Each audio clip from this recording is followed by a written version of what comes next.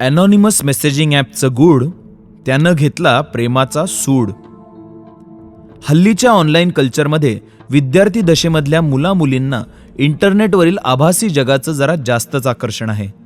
मध्यंतरी कोरोना महामारीच्या काळामध्ये या मुलांच्या शाळा ऑनलाईन असल्यानं सर्व पालकांना त्यांच्या मुलांच्या हातामध्ये नाईलाजानं मोबाईल हँडसेट द्यावे लागले. परंतु हे हँडसेट मुलांच्या हातामध्ये देत असताना तो कसा वापरावा याबाबत कुठलीही माहिती पालकांनी किंवा शिक्षकांनी मुलांना दिली नाही. त्यामुळं ही मुलं अभ्यासाबरोबर त्या मोबाईलवर इतर उद्योग करू लागले. त्यांच्या जिज्ञासू वृत्तीला एक नवीन व्हर्च्युअल विश्वासाचं दार उघडलं, जिथे नको त्या गोष्टी भरभरून होत्या.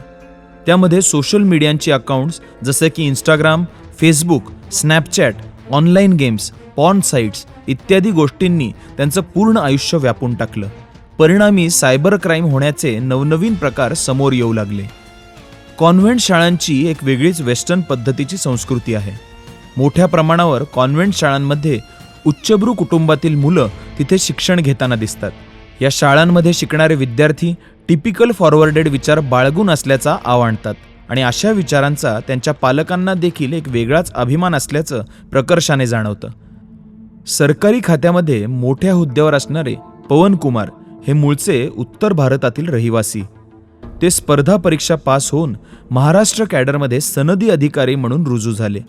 त्यांना 15 ते 16 वर्षाची अत्यंत हुशार, सुंदर, देखणी, चुणचुणीत मुलगी होती. तिला नवनवीन गोष्टी, नाविन्यपूर्ण टेक्नॉलॉजी शिकण्याची फार आवड होती. पुण्यात पवन कुमार यांची पोस्टिंग झाल्यानंतर रियाची ॲडमिशन एका कॉन्व्हेंट शाळेमध्ये करण्यात आली. रिया 10वीच्या वर्गात शिकत होती. नवीन शाळेमध्ये गेल्यानंतर नवीन मित्रमैत्रिणींची ओळख होऊन 10 ते 15 दिवसांमध्येच त्यांचा एक ग्रुप तयार झाला. तिच्या ग्रुपमधील जवळपास सर्वच मित्रमैत्रिणींचे पालक गडगंज श्रीमंत असल्यानं कुणालाही पैशाची कमी नव्हती. प्रत्येकाकडेच त्यांच्या आवडीनिवडीप्रमाणे महागडे मोबाईल हँडसेट, लॅपटॉप, शाळेत येण्या जाण्यासाठी ड्रायव्हरसह 4 चाकी गाडी आणि कुठलीही गोष्ट हवी असल्यास मुलांच्या तोंडून शब्द बाहेर पडायच्या आत ती गोष्ट समोर हजर होत असे. एके दिवशी रियाच्या ग्रुपचा पिकनिकला जाण्याचा प्लॅन ठरला आणि 1 डे रिटर्न ट्रिप असल्यानं सर्वांच्या घरच्यांनी पिकनिकसाठी लगेचच परवानगी दिली. रियाच्या 6 जणांच्या ग्रुपमध्ये 4 मुली आणि 2 मुलं होती. रिया, सुहाना, प्रिया, दर्शना, देव आणि कबीर. त्या सर्वांनी एकमतानं महाबळेश्वरला जाण्याचं ठरवलं. ट्रिपला जायच्या दिवशी रिया सकाळी लवकर उठून आवरून तयार झाली. तसंच सगळेच वेळेवर पोहोचले. ट्रिपमध्ये मस्त फोटो काढण्यासाठी कबीरनं घरी हट्ट करून DSLR कॅमेरा घेतला होता. महाबळेश्वरला पोहोचताच सर्वांची मजा मस्ती करायला सुरुवात झाली. त्यावेळी रियानं जांभळ्या रंगाचा वनपीस घातल्यानं ती अनामिक सुंदर दिसत होती. तिच्या मोहक रूपाकडे आकर्षित होऊन कबीर महाबळेश्वरच्या हिरवळीत जणू हरवून गेला. तो थेट दुपारी जेवणासाठी हॉटेलवर आल्यावरच भानावर आला. जेवण झाल्यानंतर विल्सन पॉइंटवर रिया व कबीरला एकांत मिळाला आणि ती संधी साधत कबीर रियाला म्हणाला, रिया, खूप दिवसापासून तुला एक गोष्ट सांगायची होती. मला तू खूप आवडतेस. तू माझ्या मनावर अधिराज्य केलेलं आहेस. I love you so much Riya.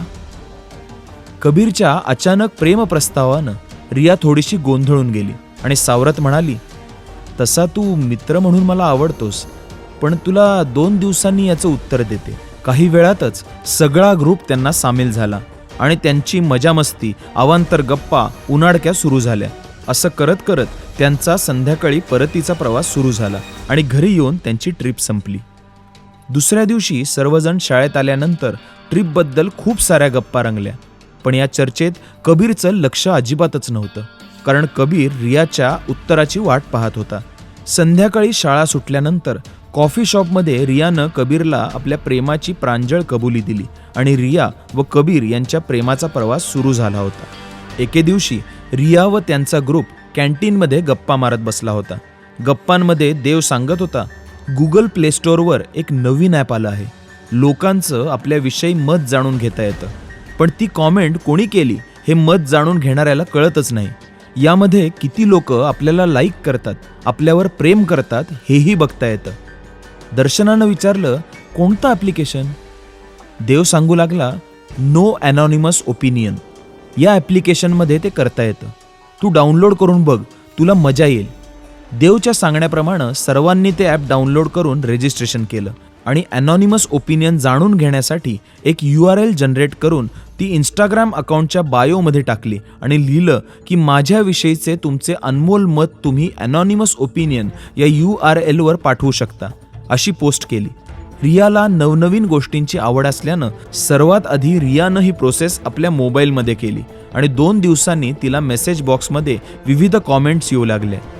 तू छान दिसतेस, मला तू आवडतेस, यू आर लुकिंग सेक्सी, तू माझी खूप छान मैत्रीण आहेस, अशा पद्धतीनं तिला गोष्टी कळू लागल्या. परंतु पाठविणाऱ्या व्यक्ती कोण आहेत याची माहिती त्यामध्ये येत नव्हती.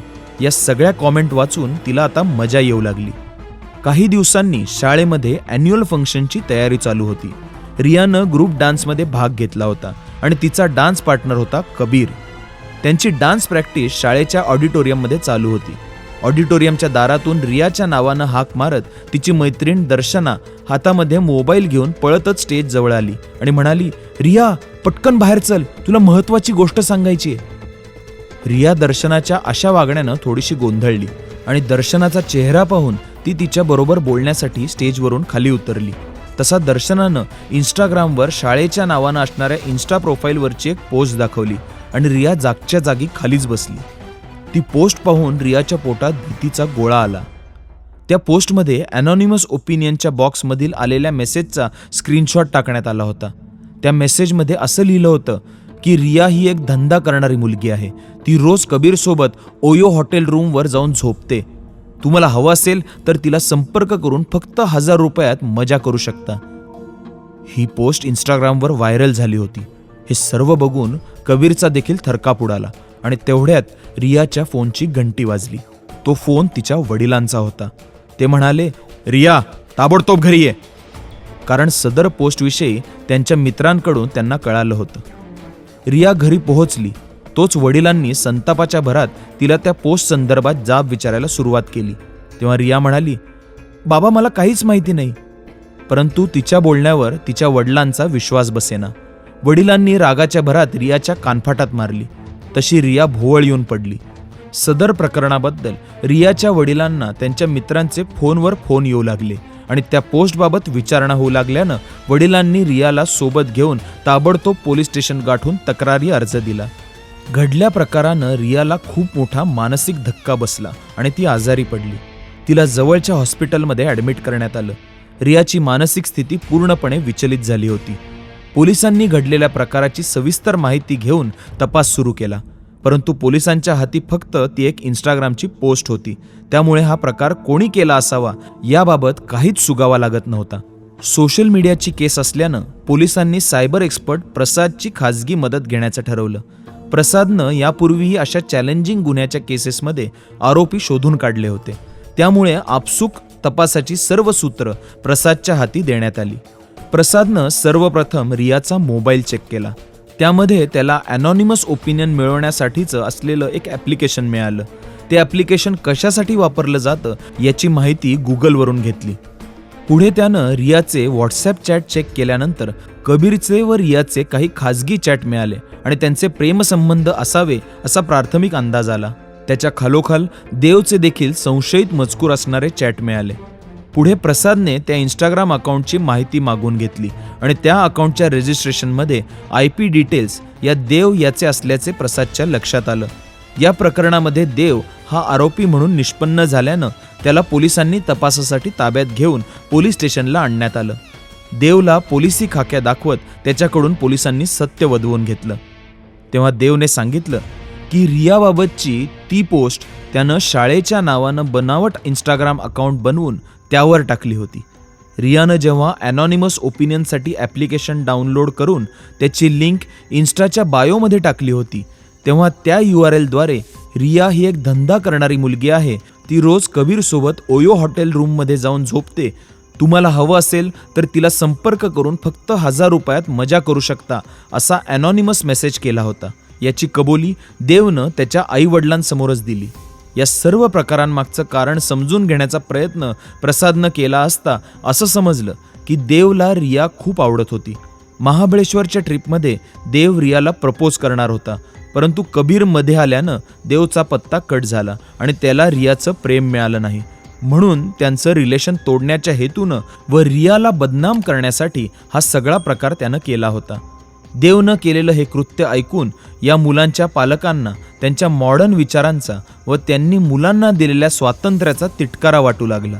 आपण आपल्या मुलांकडे वेळीच लक्ष दिलं असतं तर असं घडलंच नसतं, अशी केविलवाणी भावना उच्चभ्रूपणाचा आव आणणाऱ्या पालकांची झाली होती. तर मित्रांनो, सध्याची मुलं खूप टेक्नोसॅव्ही आहेत. प्रत्येकाच्या हातामध्ये मोबाईल असल्यामुळे नवनवीन ॲप्लिकेशन डाउनलोड करण्याची त्यांना उत्सुकता असते. परंतु या उत्सुकतेपोटी त्या ॲप्लिकेशनमधील धोके त्यांना कळत नाहीत आणि या अज्ञानामुळे मुलं सायबर क्राईमला बळी पडताना दिसतात. आपली मुलं कुठल्या वेबसाईटवर व्हिजिट करतात, कुठली ॲप्लिकेशन्स वापरतात याची शहानिशा करणं ही पालकांची जबाबदारी आहे.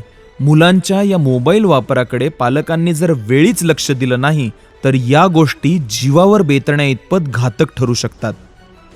तर मित्रांनो, तुम्हाला जर आमच्या कथा आवडत असतील तर कृपया लाईक करा, शेअर करा, सबस्क्राईब करा आणि आपल्या मित्रमंडळींपर्यंत याची माहिती पोहोचवा. धन्यवाद.